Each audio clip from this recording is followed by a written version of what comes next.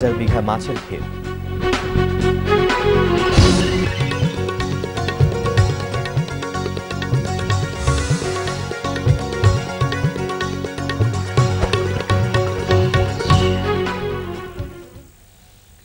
শুনছিলেন Exim bank শিরোনাম, চলে যাচ্ছি পুরো সংবাদে। ঘূর্ণিঝড় আইলার প্রভাবে খুলনার পাইকগাছা উপজেলায় ভেঙে যাওয়া বেড়িবাঁধটি স্থায়ীভাবে মেরামত না করায় পানিতে তলিয়ে গেছে এই এলাকার ৩,০০০ বিঘা মাছের ঘের। এতে ব্যবসায়ীদের ক্ষতি হয়েছে প্রায় ৩০০ কোটি টাকার।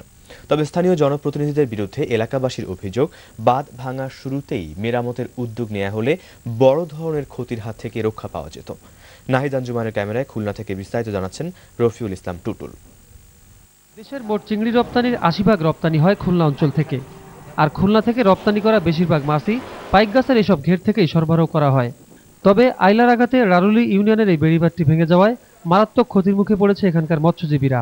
বেড়িবাঁধটি দ্রুত মেরামতের জন্য এলাকাবাসী দাবি করলেও স্থানীয় ইউনিয়ন পরিষদ চেয়ারম্যান ও সদস্যদের অনীহার কারণে ঘেরগুলো রক্ষা করা সম্ভব হয়নি বলে জানালেন ক্ষতিগ্রস্তরা। আমি নিজে ২০ লক্ষ টাকা ক্ষতিগ্রস্ত হয়েছি, মানে আমার যা ছিল সারা জীবনের যে সম্পদ সব চলে গেছে, যার পরে আমি ৩ লক্ষ টাকা আরো দিনা হয়ে গেছে। এখানে সব ছুটি আসলাম, আসে দেখি যে তখন আছে অল্প, তখন যদি তারপর দিনকে উদ্যোগ নিত স্থানীয় প্রশাসন অর্থাৎ ইউনিয়ন প্রশাসন উদ্যোগ নিত, তাহলে আমরা মনে হয় স্বেচ্ছাশ্রমে তারপর দিনে আটকাতে পারতাম। এদিকে বাঁধ ভাঙার পর মাছ ধরা নিষিদ্ধ থাকলেও রাতের অন্ধকারে স্থানীয় চেয়ারম্যানের লোকজন মাছ ধরছে বলে অভিযোগ করেছেন তলিয়ে যাওয়া ঘের মালিকরা। কিন্তু চেয়ারম্যান মেম্বাররা এরা চাচ্ছে না যে বাঁধটা অতি দ্রুত হয়ে যাক, কারণ অতি দ্রুত বাঁধটা কাজ সম্পূর্ণ শেষ নেমে গেলে তাদের ইনকামের পথ বন্ধ হয়ে যাবে। ওই ধরে ওরা মারতেছে হাজার বিঘির ঘের, এখন ওদের নিজেদের হয়ে গেছে, একটা হয়ে গেছে ৩০০ ঘের, একটা হয়ে গেছে, একটা ঘেরের মালিক নেতারা। এসব অভিযোগ অস্বীকার করে চেয়ারম্যান আব্দুল মজিদ জানালেন, বাঁধটি মেরামতের সব চেষ্টাই করছেন তিনি। ২৫ তারিখে এটা হয়েছে, ২৬ তারিখে আমরা আলাপ আলোচনা করি, ২৭ তারিখে আমরা পদক্ষেপ নিয়েছি, ২৭ তারিখে আমরা বাঁধের কাজ শুরু করছি। অটোমেটিক তখন এই পানিতে ভাঙা সারা, এটা আমাদের কোনো গাফিলতি না।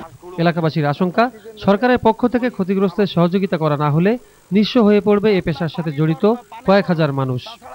রারুলি গ্রামের ৫০,০০০ মানুষ জীবিকা নির্বাহ করে থাকে মাছের ঘের করে। তবে এই বেড়িবাঁধটি ভেঙে সেসব ঘেরগুলো ভেসে যাওয়ায় দিশারা হয়ে পড়েছে এখানকার মানুষ। এসব মানুষদেরকে এখন বাঁচাতে হলে এই বেড়িবাঁধটিকে স্থায়ীভাবে নির্মাণ করতে হবে। তবে সরকারি বরাদ্দ থাকা সত্ত্বেও স্থানীয় জনপ্রতিনিধিদের সদিচ্ছার অভাবে বাঁধটি নির্মাণ করা যাচ্ছে না, এমন অভিযোগও করেছেন তারা। রফিউল ইসলাম টুটুল, দিগন্ত টেলিভিশন, পাইকগাছা, খুলনা।